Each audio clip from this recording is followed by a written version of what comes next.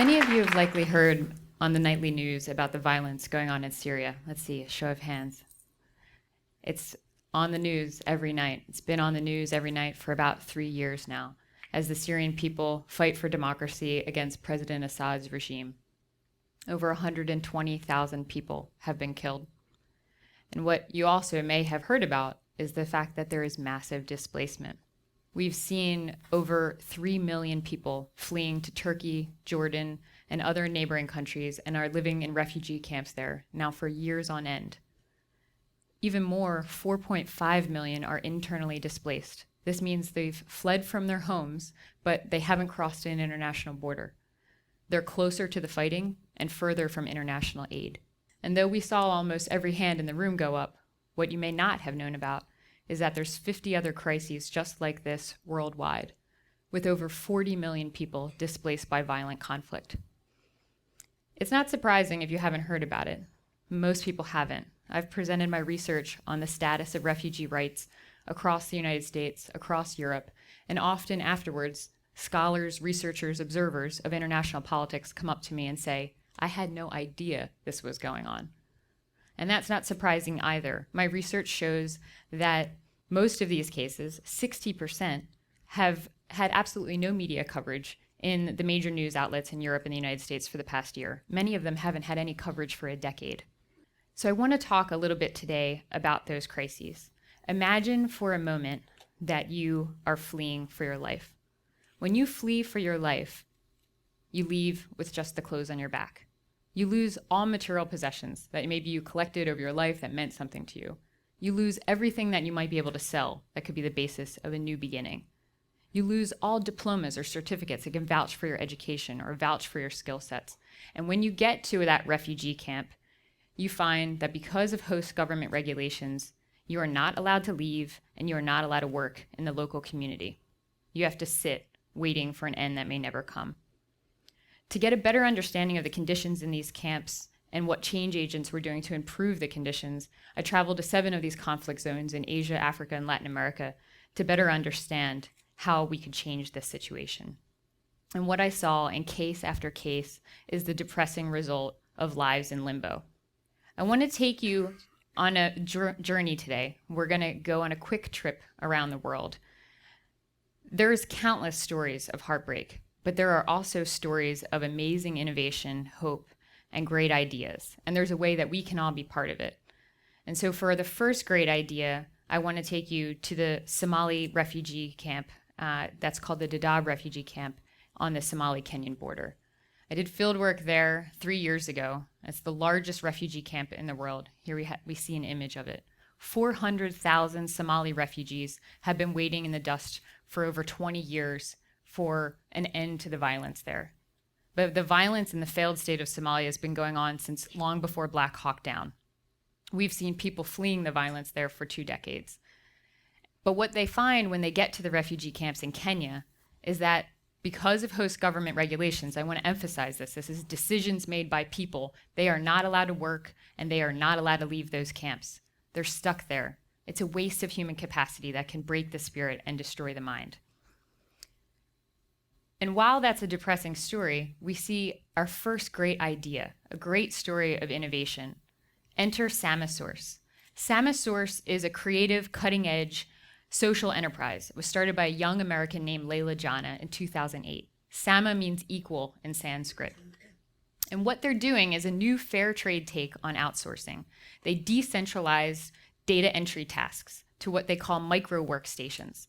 And they train and provide dignified digital work in the digital economy for low-income people. They've been successful across East Africa with countless micro workstations going up, and they decided to take this great idea, this new innovation, to the Dadaab refugee camp, where they trained Somali refugees on data entry tasks and provided them with digital jobs in the digital economy. For one of the first times in their lives, they were able to make some money for themselves and their families and begin feeling a better sense of autonomy. Another great idea comes from another social entrepreneur named Pollock in these same camps.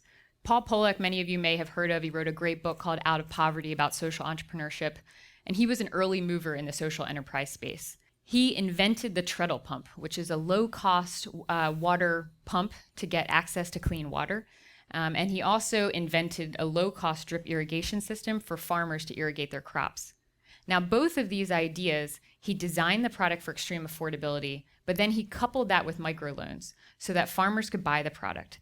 And since the interventions had such a massive effect on household wealth, often doubling their household income, they were able to pay back those microloans. And then it was a scalable innovation, right? More and more farmers could buy these products. He had great success in India and Nepal, and again decided to take that good idea to the Dadaab refugee camps. He provided microloans and the supplies to build donkey carts. Well, that seems like a strange business idea, but as you see, these camps are massive, and the demand for taxis in them was high. So he provided this basis to build a new business, a taxi donkey business, and refugee entrepreneurs were able to raise money for the first time, provide for their families, and again, begin rebuilding a sense of dignity. In addition to social entrepreneurs like Leila Jana and Paul Pollock, we also see nonprofits that are aiding the displaced in these camps coming up with innovative ideas. They often call them income-generating projects. I saw these in the internal displacement areas in paramilitary-controlled zones in Colombia. Here we see an example on the Thai-Burmese border where there's Karen refugee camps. One of the nonprofits there started a honeybee cooperative as well as other types of farming cooperatives. Now these are innovative and they're good ideas, but the problem with nonprofit projects is that they're not scalable. Unfortunately, most of the humanitarian aid organizations are limited in their resources, and they have to focus those resources on life-saving food, medicine, and shelter. And it's unlikely that they're going to be increasing their budgets anytime soon, with foreign aid decreasing, not increasing, due to US and European fiscal austerity measures. But the good news is refugees don't need nonprofits coming in with income-generating projects. They're true blue entrepreneurs. They invented the Popup. We see refugees, if they were able to flee with some resources, pop up markets in the camps, like I saw in the Bhutanese refugee camps in Nepal. We see sometimes they'll pop up ice cream shops and barber shops like we see in the internal displacement camps in Sri Lanka. Sometimes they'll use traditional skills like carpet making or tapestry weaving to set up production facilities in the camps, as we see here with Afghani carpet weavers in refugee camps in Pakistan. Refugees can hustle. They are experts at invention and innovation because when you've lost everything, you have to come up with ingenious ways to begin rebuilding businesses from scratch. But they don't need to be completely alone. We can help them in their innovation. All across the world, there's entrepreneurs with good ideas ready to go, but they need support and capital. And we can do that through person-to-person microfinance platforms like Kiva. We're already seeing this happening. Over $5 million has already been lent by lenders through Kiva to refugees in Palestinian refugee camps.